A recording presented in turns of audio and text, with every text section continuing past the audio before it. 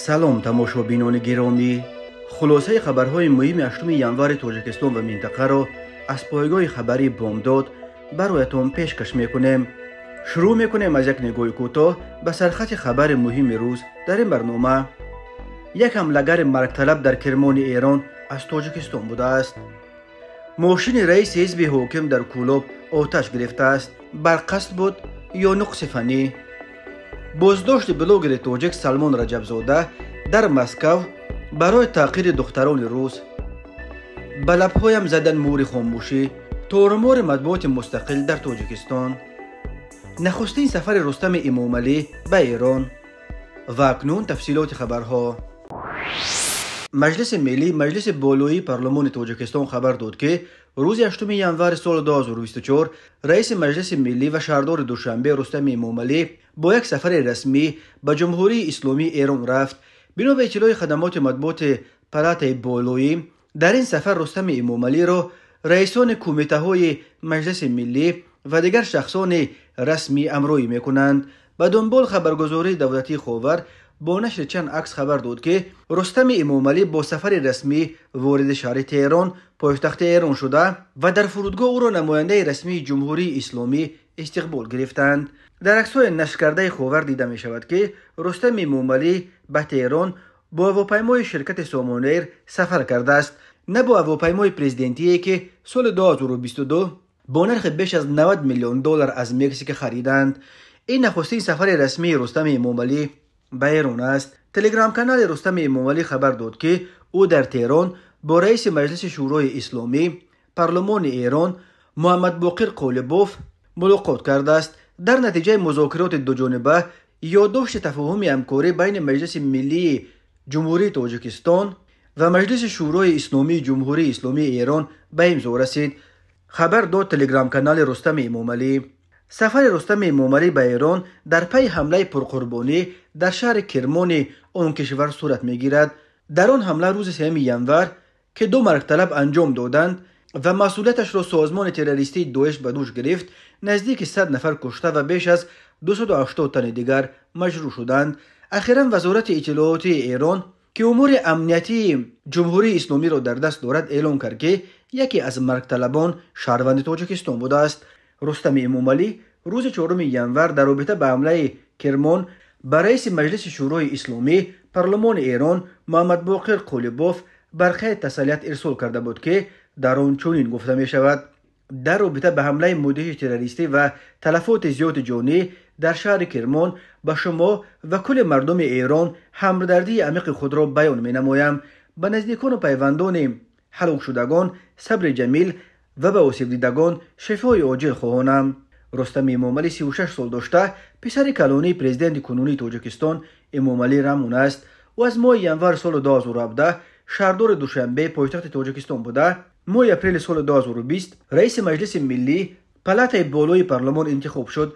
طبق قانون اساسی تاجیکستان رئیس مجلس ملی بعد پرزیدنت رسما رهبر دوم کشور به شمار می رود. کمیته دفاع از ژورنالیستان در گزارش سالانش که 4 ینور سال 2024 نشر شد اظهار داشت که تعقیب مقامات مطبوعات مستقل را در تاجیکستان بوقی کرده است. این سازمان می نویسد در دوشنبه پایتخت تاجیکستان حتی بناهای نظرناگی را با پورتریت های بزرگ پرزیدنت امامعلی رامون زینت دادند. در شعارها و آویزه ها در سراسر کشور اقتباس ها از سخنرانی او را درج کردند. این همه بیانگر در دست امامعلی رامون که او را اساسگذار صلح و وحدت ملی پیشوای ملت می نامند، منسجم شدن حکومت پس از پیروزیش در جنگ شهروندی سالهای 1992-1997 در پی فروپاشی اتحاد شوروی است. در 13 ساله حکمرانی او خود را همچون حاکم مطلق به نمایش گذاشت که فکر مخالف را نمیپذیرد. تلاش‌های رامون برای در دست خود متمرکز کردن نظارت وضع، بستن دهان مخالفین سیاسی، حامیان حقوق و صداهای مستقل را در بر میگیرد. اگر 10 سال قبل محیط مطبوعات تاجیکستان تا اندازه گوناگون رنگ بود و به شرط به مطبوعات و اویله بزرگ او نرسیدن رسانه‌های محلی برخی بحث و تنقید را اجازت میداد، امروز باشد مطبوعات تاجیکستان در بدترین شرایط از زمان دوران بهرمی جنگ شهروندی قرار دارند. گفتند ژورنالیستان به نماینده کمیته دفاع از خبرنگاران هنگام سفر او به تاجیکستان در پایان سال گذشته در سالهای 2022 و 2023 یک باره ژورنالیست همچون انتقام برای فعالیت ژورنالیستیشان محکوم به سالهای طولانی زندان شدند.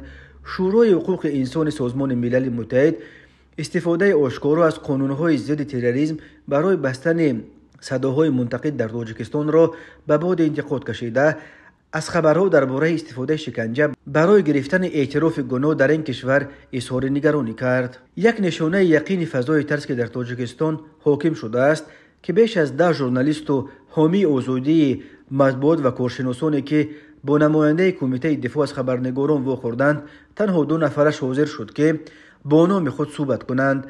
برخی خلاصه های کلیدی که نماینده کمیته دفاع از خبرنگاران از سفرش به تاجیکستان حاصل کرد چنینند: تورمور مطبوعات مستقل تاجیک: تا سال 2022 در تاجیکستان ژورنالیستان را کمی اندر کم زندانی می‌کردند. یک ژورنالیست معروف به کمیته دفاع از خبرنگاران گفت برای پرزیدنت امامعلی رحمون مهم بود تا بگوید که ما به ژورنالیستان نمی‌رسیم. این وضع بعد آنکه در سالهای 2022 و 2023 یک باره 7 ژورنالیست را با حکم‌های به طور بی‌سابقه سنگین و با اتهاماتی که بسیاری‌ها آنها را همچون انتقام برای کارشان شمردند روانه زندان کردن تغییر یافت. 4 نفر آنها عبدالله غربتی، زلقیبک سیدامینی، عبدالستار پیر محمدزاده و خورشید فاضلوف از 7 تا 7.5 سال زندانی شدند. خوشام گلیم 8 سال گرفت، دلیر امامعلی 10 سال و الفتخاری محمدشاه و 20 سال زندان که بسیاری‌ها این را همچون نقطه اوج چندین سال محدود کردن مطبوعات مستقل در تاجیکستان می‌شمارند. عبدالملک قادروف رهبر سازمان ژورنالیستی میدیا آلیانس تاجیکستان سال 2022 را همچون سال تورمور مطبوعات مستقل تاجیک قلمداد می‌کند. بعد منع فعالیت حزب اساسی اپوزیسیونی در سال 2015 رسانه‌های مستقل کلیدی مجبور شدند که کار خود را قطع کنند و ده‌ها ژورنالیست ترک کشور کنند. نورالدین قربشایف میگوید قرار حکومت که چند بعد قبول شد طلب میکند تا که رسانه‌های خبری قبل از ثبت موضوع از سنجش مقامات امنیتی دولتی گذرند. به گفته قربشایف از همان زمان دیگر تقریبا یگان رسانه مستقل نو در سطح کشور ثبت نام نشده است. به گفته یک ژورنالیست تاجیک سال 2022 به شرایط بیان هم رقتباری که مطبوعات مستقل تاجیکستان قرار داشت تاثیر خرابی آور رساند. چندی از همسوبتان کمیته دفاع از خبرنگاران تعقیب ژورنالیستان را با سرکوب بهرمانه اعتراضات در ولایت مختار کوهستان بدخشان در شرق تاجیکستان در ماه می و ایون سال 2022 ربط می‌دهند. در عموم به گفته همسوبتان کمیته دفاع از خبرنگاران از سال 2022 فضای ترس و سطح بیان هم بلند خود سانسوری را در بین ژورنالیستان باز هم بالاتر برد. ما نمیدونیم که اکنون نوبتی کیست. سال 2022 نه فقط آنهایی را که زندانی شدند بلکه همه ما را مجبور کردند که خاموشی را اختیار کنیم. ژورنالیستان دیگر میترسند چیزی گویند، گفت یک ژورنالیست. چندین ژورنالیست به کمیته دفاع از خبرنگاران گفتند که بعد حوادث سال 2022 آنها از خودسانسوری بیشتر کار میگیرند، چون که اون حوادث خطای سرخ یعنی روی خط موضوعهای ممنوع برای پیگیری ژورنالیستان را باز هم نمایان‌تر کرد. یکی از تحلیلگران در این باره گفت پیش ساده‌تر بود همه چیز، چون که خط سرخ مشخص بود.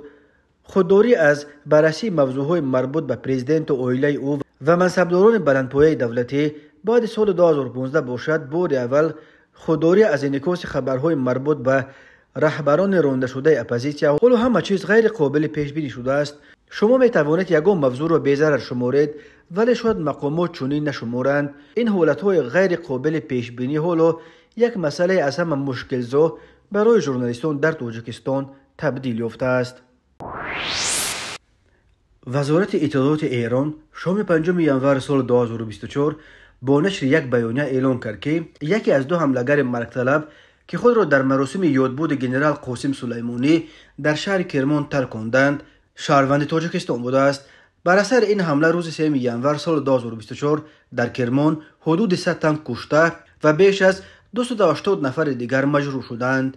این وزارتخانه که امور امنیت جمهوری اسلامی را در دست دارد اسم این زاده تاجیکستان را آشکار نکرده است. وزارت اطلاعات همچنین گفته است که شخصیت حمله‌گر دوم را هنوز مشخص نکردند ولی تو به امروز مقامات امنیتی ایران علیه دست کم 11 نفر رو با اتهام دست داشتن در حمله‌های تروریستی در 6 ولایت ایران شناسایی و دستگیر کردند. بیانیه وزارت اطلاعات ساعت بعد از مراسم نماز جنازه و دفن قربانیان ترکش‌های کرمان نشر شد.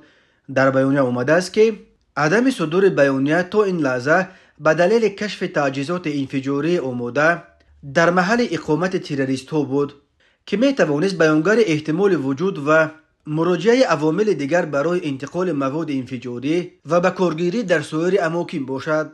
در حمله های کرمان به گفته پزشکان 28 کودک و نورسان نابالغ از جمله 5 کودک مهاجران افغان نیز جان خود را از دست داده. در عموم روز 3 ینور بر اثر ترکش‌ها در این قسمت ایران 13 پناهجو از افغانستان به هلاکت رسیدند. روز 4 ینور گروه تروریستی به نام دولت اسلامی با انتشار بیانیه در کانال‌های مربوط به آن در شبکه تلگرام مسئولیت هر دو ترکش در کرمان را به دوش گرفت. این حمله ها را ادامه کورزار به ضد شیعه ها نامید. ترکش‌های کرمان با زیر 100 کشته‌اش خونین‌ترین حمله در ایران بعد انقلاب اسلامی سال 1979 دانسته می شود. این مراسم یاد بود روز چهارشنبه 3 ینور در کرمان در محل دفن جنرال سلیمانی به یاد سالگرد 4 کشته شدن او در حمله در بغداد دایر شد. داعش به جنرال سلیمانی کینه دیری نداشت. فرمانده سپاه قدس یک موره مهم در سیاست ایران در خاورمیانه به شمار می رفت و سلیمانی از نفرانی بود که در حفظ رژیم پرزیدنت سوریه بشار اسد و سرکوب نیروهای داعش در سوریه و عراق نقش کلیدی داشت. از جمله باور می رود که محض جنرال سلیمانی در وقتش پرزیدنت روسیه ولادیمیر پوتین را برای مداخله در بحران سوریه و ارسال نیرو به آن کشور متقاعد ساخته بود. نیروهای روسیه نیز در سوریه به حمایت از رژیم بشار اسد می جنگند. به بالای قبل از کشته شدن قاسم سلیمانی، روحانی ایران آیت الله علی خامنه‌ای درباره کاملا تمام شدن کار داعش در خاورمیانه حساب داده بود. روز 3 ینور سال 2024 بر اثر 2 ترکش در شهر کرمان ایران حدود 100 نفر کشته و 284 تن دیگر مجروح شدند. در ایران به یاد قربانیان حمله های کرمان ماتم ملی اعلان شد. محمد مخبر نایب اول رئیس جمهور ایران در کرمان تهدید سپرد که سربازان سپاه به عاملان این حمله پاسخ مهم خواهند داد. لازم به گفتنی است که در گذشته شهروندان تاجیکستان به دست داشتن در حمله های تروریستی در خاک ایران عیبدار شدند. آن حمله ها نیز از نام داعش انجام شده بود. از جمله 26 اکتبر سال 2023 کامران صبحان که 23 سال داشت و عزیزار تاجیکستان بود با تخلص امید بدخشانی و ابو اویشه در بین جنگ جویان معروف بوده است به شاه چراغ یک مزار مقدس شیعه در شهر شیراز وارد شده به سوی زائران تیر کشید. در نتیجه آن حمله 13 نفر کشته و 27 تن مجروح شدند. روز 13 آگوست سال 2023 داعش به نشان انتقام از صدور حکم قتل شریکان کامران صبحان به مزار شاه چراغ حمله دوم را صورت داد که 2 کشته و 7 زخمی به جا گذاشت. با جرم دست داشتن در این حمله شهروند تاجیکستان رحمت الله نوروزوف علیه ماه سپتامبر سال 2023 به حکم قتل محکوم شد.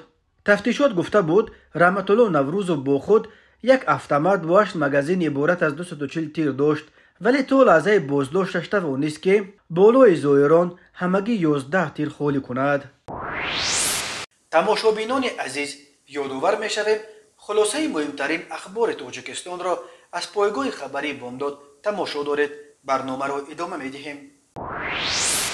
تلگرام کانال به مقامات حفظ حقوق روسیه نزدیک شد شام 7 ینور سال 2024 با تکیه به منابع خود خبر داد که بلاگر زاده تاجیکستان که در مسکو با جرم برانگیختن کینه و عداوت ملی دستگیر شد سلیمان جمعبای نام دارد و به او برای تحقیر و پس زدن شان و شرف دختران روس در ویدیوهایش تا 6 سال زندان تهدید می‌کند.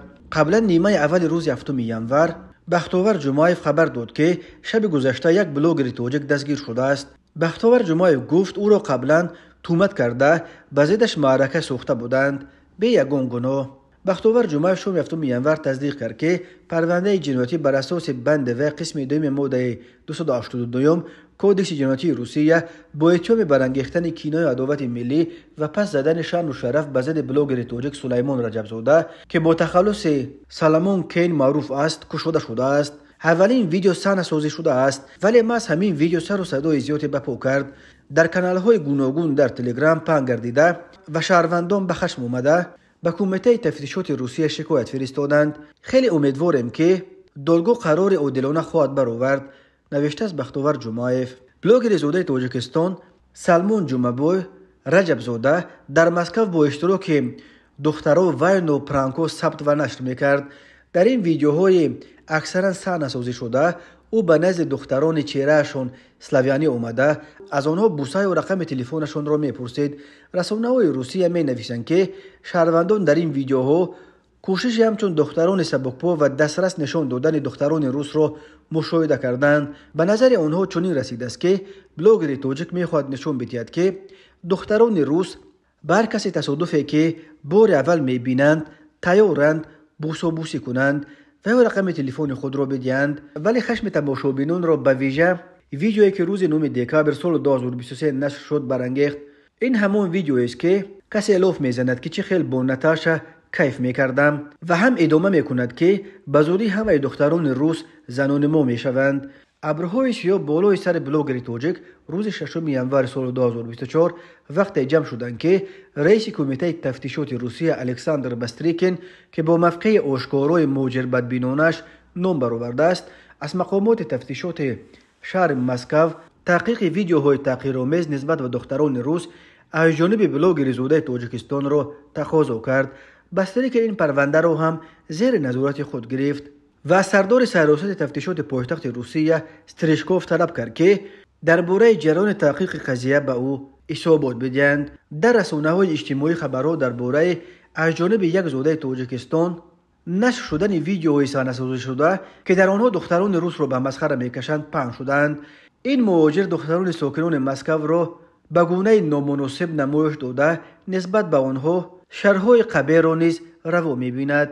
ادعا شده است در گزارش خدمات مطبوعات کمیته تفتیشات روسیه ولکه روز 7 ژانویه سرایست تفتیشات شهر مسکو در کانالش در تلگرام خبر داد که شعبه تفتیشاتی سیمونوف نسبت بلاگر تاجیک بر اساس بند و قسم 2 ماده 282 کودکس جنایتی روسیه با اتهام برانگیختن کینه عداوت ملی و پس زدن شان و شرف پرونده جنایتی گشوده است. فعلا گمانبر شونده دستگیر شده با تدبیرهای تفتیشاتی گذرانیده می شوند. بنا به معلومات تفتیشاتی زاده تاجیکستان روز 9 دکامبر سال 2023 در زمینه مناسبت خصومت آمیز نسبت به نمایندگان ملت روس ویدیوها را ثبت و سپس در اینترنت نشر می کرد که در این ویدیوها علامت‌های پس زدن شان و شرف انسانی دختران سلاویانی دیده می شود.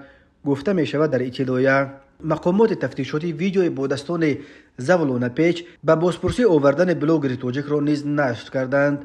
تا کنون درباره دست کم 3 پرونده جنایتی به ضد بلاگران زاده تاجیکستان در روسیه خبرها نشر شده بود.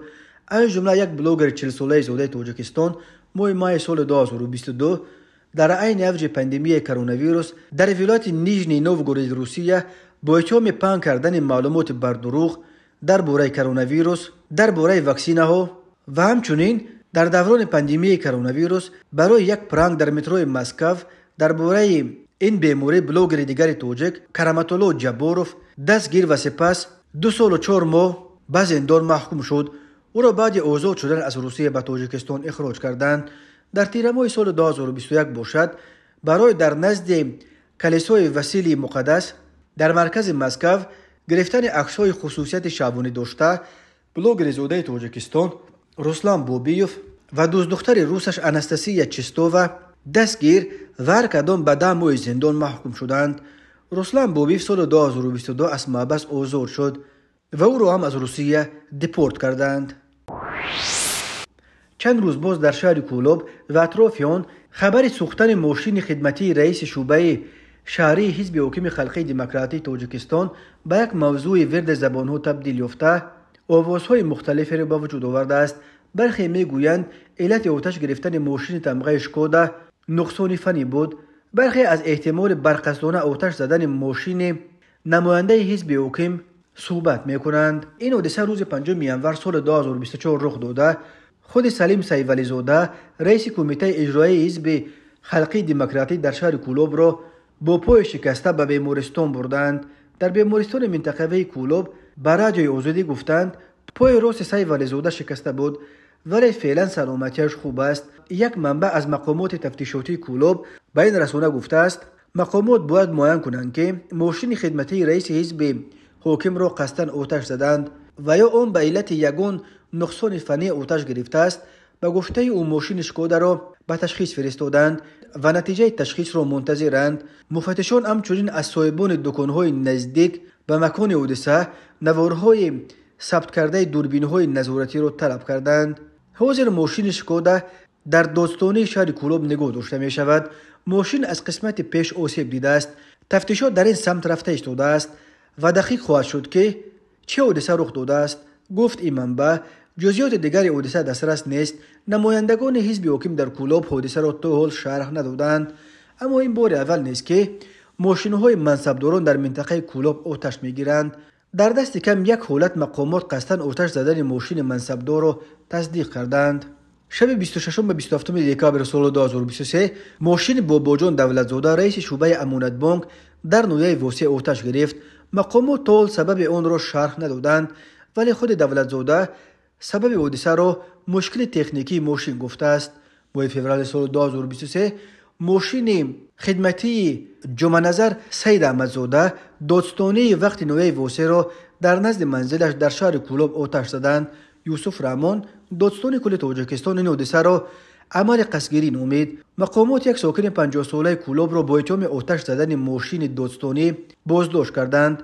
درباره اینکه تفتیش قضیه تا به کجا رسید و آیا ساکن کولوب چه جزا گرفت دیگر یگان خبر نشر نشد. خود جمعه نظر سید احمدزاده باشد 4 ماه بعد از آن حادثه از وظیفه دادستانی نویه واسه برکنار کرده شد. خدمات مرزبانی لیتوا خبر داد که در روز عید سال نو یعنی 31 دکامبر سال 2023 یک شهروند 40 ساله تاجیکستان در مرز لیتوا با بلاروس با ماشین جیپ رنگش سفید تمغه گرانبهای مرسدس بنز که تازه یک هفته قبل از سوی پلیس آلمان همچون ماشین دزدیده شده بر روی خط سیاه علاوه گردیده بود به دست افتاده است. بنا به گزارش مرزبانی لیتوانی روز 31 دکامبر آنها در گذرگاه رایگردس سندهای شهروند تاجیکستان را که می‌خواست با ماشین جیپ رنگش سفید ساخت سال 2022 و با رقم‌های آلمانی از لیتوا به بلاروس برود تفتیش کردند. این شهروند تاجیکستان در لیتوا حقیقی اقامت داشته است ولی تفتیش معلومات درباره ماشین جیپ نشان داد که این ماشین از 23 دکامبر سال 2023 از جانب پلیس آلمان تحت جستجو قرار داده شده است. در رابطه با این حادثه با اتهام خرید و فروش مالها برای جنایی به دست آمده تفتیشات آغاز کردند. قانون‌های لیتوا برای چنین اعمال همچون جزا جریمه هنگفت یا تا 6 سال حکم زندان را پیش بینی می‌کنند. ماشین جیپ را از دست شهروند تاجیکستان گرفته تا زمان معین کردن سرنوشت بعدیش در قلمرو لیتوا محکم کردند. به احتمال غالب جیپ را به صاحب اصلیش در آلمان برمیگردانند. جالب آن است که شهروند تاجیکستان را نیز بعد بازپرسی جواب دادند. معلوم نیست که او دیده و دانسته جیپ را دزدیده خریده است و یا خودش هم قربان فریب ماشین دزدان شده است. لیتوا یک جمهوری خرد سابق شوروی است در منطقه ساحل بحر بالتیک که علاقه کیا عضو هم اتحاد اروپا و هم پیمان حربی ناتو شده است. لیتوا در سالهای آخر به یک مکان اساسی انتقال ماشین‌ها از اروپا به کشورهای سابق اتحاد شوروی و به تاجیکستان تبدیل یافته است. در سالهای آخر مطبوعات غرب بیشتر رسانه‌های آلمان درباره از اروپا به تاجیکستان انتقال یافتن ده‌ها ماشین دزدی گزارشان نشر می‌کنند ولی وقت‌های آخر تقریباً یگان خبر نوی درباره به تاجیکستان بردن ماشین‌های دزدی به دست نرسیده بود. مرکز مطبوعات وزارت کارهای داخلی تاجیکستان از یک مناقشه خونین خبر داد که بین 2 نفر در نویه ظفرآباد در زمینه یک کار ظاهراً ناچیز به وقوع پیوست. بنا به اطلاع نشر شده در نتیجه گذراندن چهاربینی اپراتیوی جستجویی از جانب کارمندان میلیسیا مرد 56 ساله ساکن نویه ظفرآباد با گمان تهدید آدمکشی دستگیر کرده شد. خود دستگیر شده و نزدیکانش برای شرح قضیه دسترس نیستند ولی بنا به فریضه وزارت کارهای داخلی گمانبر شونده 29 دکامبر سال 2023 تقریبا ساعت 16:00 هنگام انجام دادن کارهای صحرایی در زمین‌های خوجگی دیخونی واقع در جماعت شهرک مینت‌آباد نویه مذکور از سبب پایمال کردن نقل‌های غلطانه‌اش با مرد 40 ساله ساکن نویه شهرستان جنجال نموده است. ساکن ظفرآباد هنگام مناقشه با تبر یک مرتبه به دست راست جبر زده به او جراحت جسمانی رسانیده تهدید کشته نموده است.